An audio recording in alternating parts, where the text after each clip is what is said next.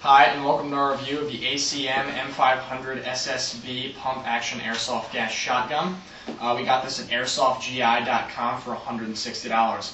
Immediately on the box, you're going to see another variant of the shotgun. This is not the one we purchased. This is the sporting version. It's got a faux wood finish and a chrome metallic finish on the metal parts.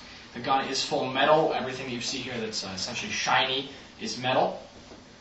This gun comes in 6 versions. The things that can be changed are 6mm versus 8mm BBs, full stock versus just a handle with no stock, and also the sporting versus the militarized. This is the sporting. We'll see the militarized when we open the box. When you open it up, you get the styrofoam packaging. The first thing that we saw was our Airsoft GI quality control report certifying that the gun was working when it left the Airsoft GI warehouse. Then we see the manual. The manual is written in fairly good English. It's especially important for a gun like this that operates somewhat differently from a lot of other airsoft products. Some other quick facts about the gun. It weighs in just under 7 pounds.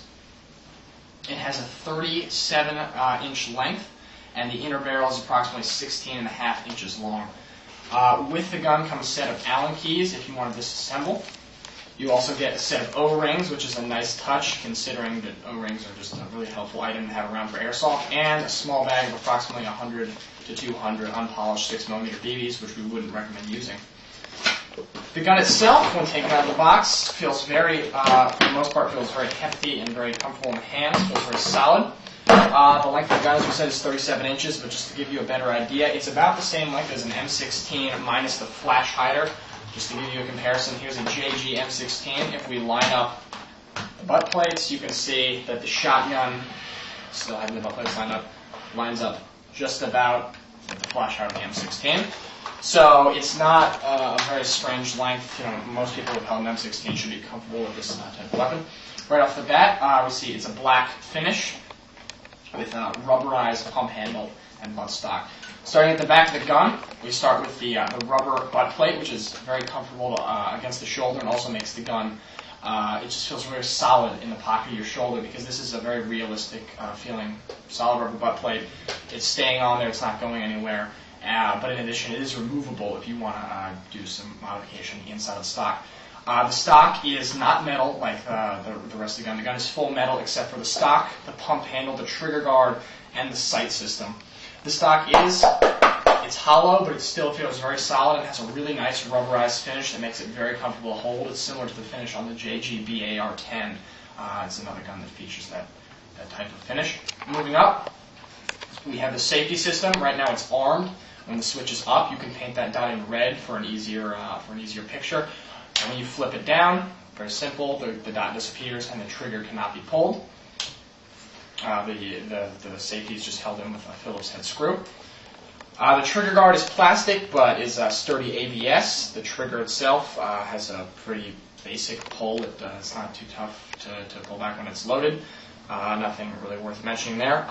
This small silver piece right here, we'll see, it's sort of a mechanism that lets you know when the gun is loaded and unloaded after you've cocked it, so we'll take a look at that in a minute. Moving up, this gun has a combat-style ghost ring sight aperture, which makes it really easy to acquire targets. So let's take a look at that in greater detail. Okay, so this is that ghost ring combat sight we were talking about. Here you can see the rear sight. It's got a peephole, and that's going to become the ghost ring, because when you look through that, all you want to do is focus all your attention on the front post, which you can see in front there. It's really hard to do with the camera because it doesn't want to focus correctly, but when you're looking through that peep aperture, really you're focused entirely on the front part of the gun. And slowly, as you focus there, this ring is going to get really fuzzy, and that's why it's called the ghost ring, because it eventually almost disappears. The sight is adjustable by turning this small silver wheel. Adjustment is very limited. However, it can be helpful if you're looking for an extra bit of accuracy. And this also does a really good job of demonstrating how accessible the safety is and how easy it is to operate, because it's just so simple to use with your thumb when it's wrapped around the grip. So these are the combat sights in the shotgun, and they sort of set it apart from a lot of other M500s there out in the airsoft field. Alright, moving forward to the sights and the safety, we have the trigger grouping. The trigger guard is made of sturdy black ABS plastic, and though it is plastic, unlike most of the rest of the gun, it does feel fairly sturdy, although it's not a really great point to be hanging the gun from or slamming into the ground on. The trigger is full metal and has a very nice pull. When it's loaded, it's nothing really out of the ordinary. Flipping the gun over, we see the mock ejection port. It's finished in a chrome metal. It is metal, although it's a different, obviously a different finish than the rest of the gun. Some people might think it's a little bit too shiny. When you pump the gun back, it's going to go backwards, exposing a bit of the aperture that loads 5 BBs into the barrel at once. And then when you pump it forward, it's going to go all the way back, which is a nice touch. In addition to the ejection port moving, as you pump the gun, there's also sort of something that will tell you whether the gun's loaded or not. This silver tab here, when it's up into the gun, means it's not loaded. When you pump it back, it's going to go out. And then when the pump goes forward, it'll stay out. It's going to do two things: prevent you from pumping the gun back and tell you that the gun is primed and ready to shoot. On the bottom here, where you would load in shells in the real firearm, there is the mock shell loading port and gas port. There is the nozzle where you're going to line up your can of green gas or propane. This gun does take a lot of propane. The manual itself says to do about 20 to 30 seconds for a full fill, and that is correct. It gives great results, and it doesn't use all that much propane considering how long you're going to be holding it inside the nozzle. However, it does use more than a gas blowback pistol because it does have to shoot 5 BBs at a time at around 250 feet per second. Also, this is sort of a mock shell loading tool from the pump magazine. You'll notice that when you pump it back, it sort of goes out, and then you pump it back, it goes back down, sort of similar to the way the real firearm would. Also, from the bottom here, you get a nice view of what's plastic and what's not, this being metal, this trigger grouping here all being ABS plastic. Moving forward of the metal receiver, you have the metal outer barrel, the metal loading bars, and the metal pump tube. There is a loading bar on each side of the gun, although that doesn't lend a lot of stability to the pump. The pump is the weak point of this gun. It has a lot of wobble side to side and even a little bit back and forth.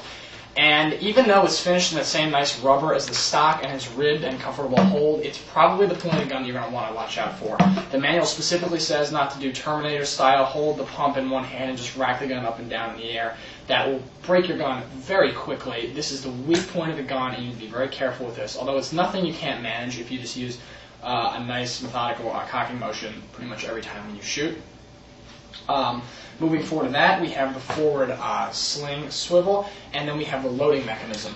The loading mechanism is another interesting part of this gun. It's cloned from the Martian version of the gun, which this Airsoft gun copies. This little tab here needs to be pushed towards the inside of the gun and then flipped up, sort of in a rainbow, 180 degrees. Then you can pull out the loading tubes. This is the 6mm version, so you're going to see 3 brass loading tubes and 1 stainless steel stabilizing rod. In the 8mm version, you would only see 1 brass tube that was 8mm in diameter.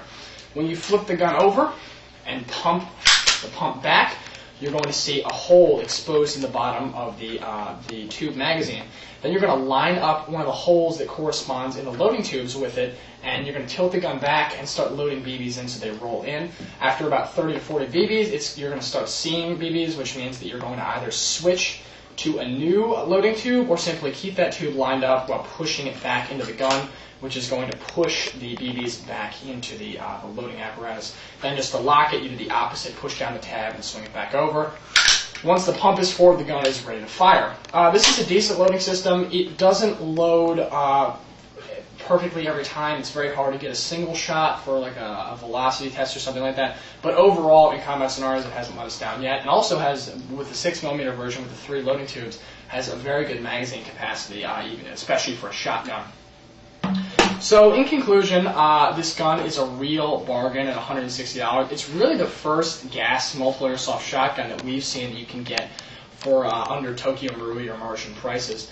It's full metal, it's got the great rubberized finish on the pump handle on the stock, and it looks fantastic. The orange tip is painted on, but really doesn't detract too much from the look of the gun. As for realism, with the mock ejection port, the sort of shell ejecting apparatus at the bottom, the combat style sights, this gun is a real winner for looks. If you prefer the sort of sporting model, of course, you can go for the faux wood and chrome finish, which is pretty much all going to look sort of like the ejection port here.